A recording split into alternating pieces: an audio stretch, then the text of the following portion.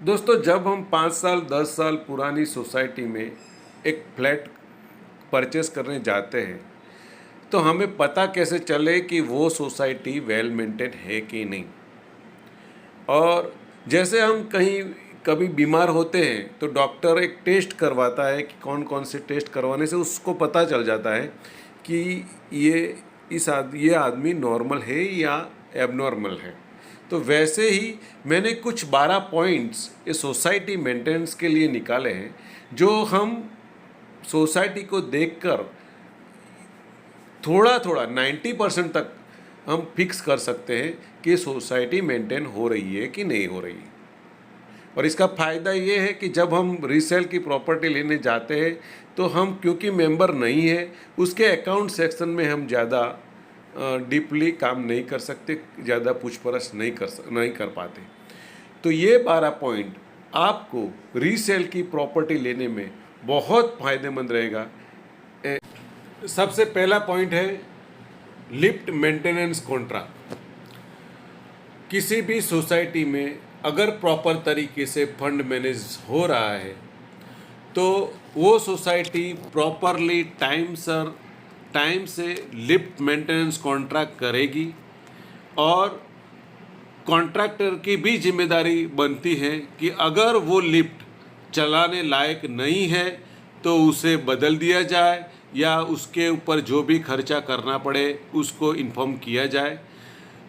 इसीलिए जब कॉन्ट्रैक्ट होता है वैसी जगहों पे अपने आप सिक्योरिटी लिफ्ट की बढ़ जाती है और लिफ्ट मेंटेन प्रॉपर तरीके से होता है क्योंकि वेल मैनेज फंड वाली ये सोसाइटी वहाँ से दिखती है।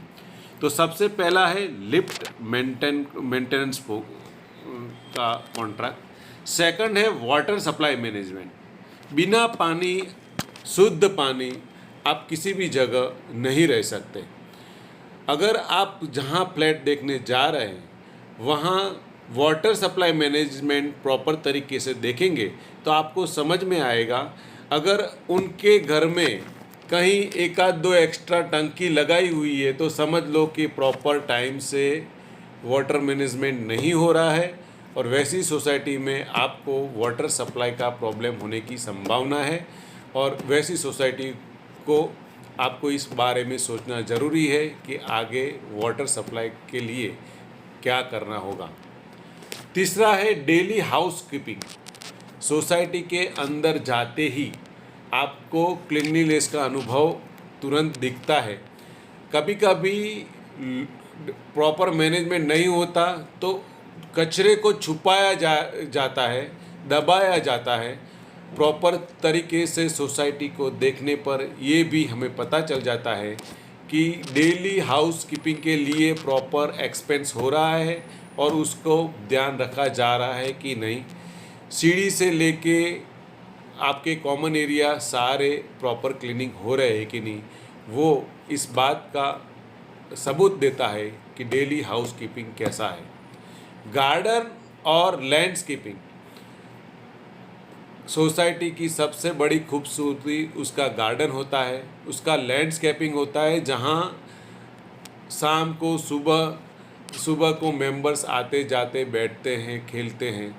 वो सुरक्षित है कि नहीं, वो गार्डन हरियाला है कि नहीं, उसमें प्रॉपर पानी दिया जाता है कि नहीं, वो उसके गार्डन को देख के, उसके पौधे को देख के ही पता चल जाता है। जहाँ गार्डन मैनेजमेंट नहीं होता है, वहाँ की मिट्टी सूखी होती है, तुरंत पता चल जाता है कि गार्डन मैनेजमेंट के लिए पैसा खर्च नहीं कर रही सोसाइटी। और इस तरह से गार्डन मैनेजमेंट को हम समझ सकते हैं।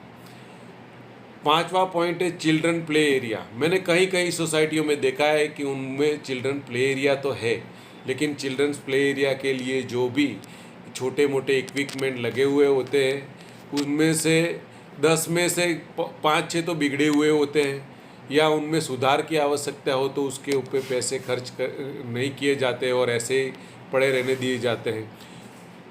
उसमें जंग लगा हुआ होता है तो उससे भी पता चलता है कि ये सोसाइटी कितना फंड चिल्ड्रन प्ले एरिया में वगैरह में अपना ध्यान देती है उससे भी पता चलता है।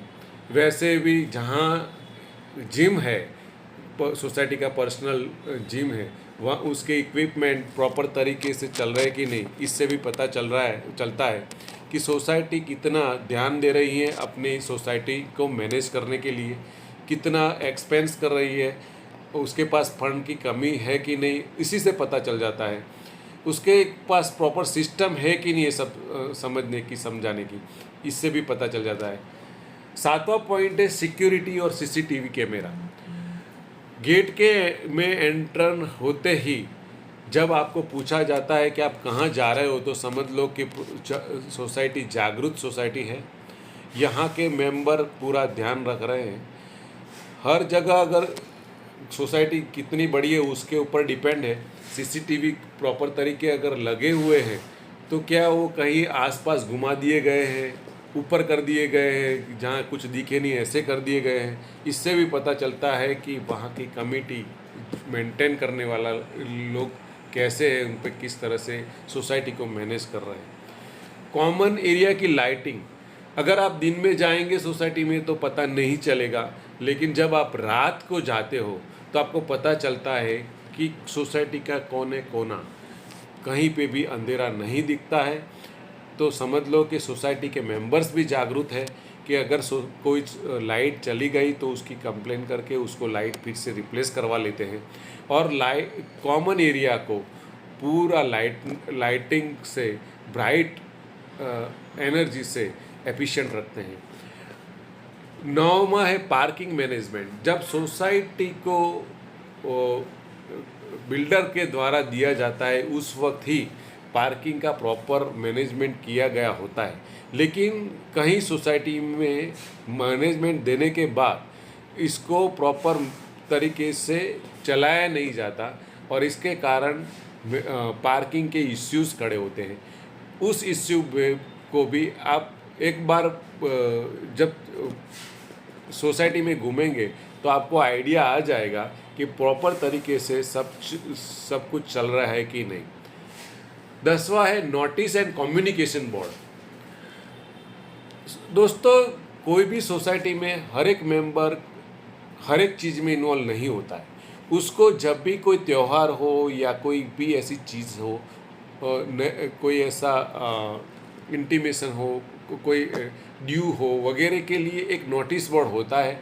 और अगर सोसाइटी में एक पूर्ति मात्रा में नोटिस बोर्ड लगे हुए हो और उसमें भी डेली अपडेट, जब आप वो नोटिस बोर्ड पे देखोगे तो आइडिया आएगा कि वो 5 साल पुरानी नोटिस वही लटकी हुई है या 1-2 महीने के ही ये सारी नोटिसें हैं, तो उससे पता चलता है कि वहाँ के मेंटेनेंस करने वाले लोग कितने एक्टिव हैं।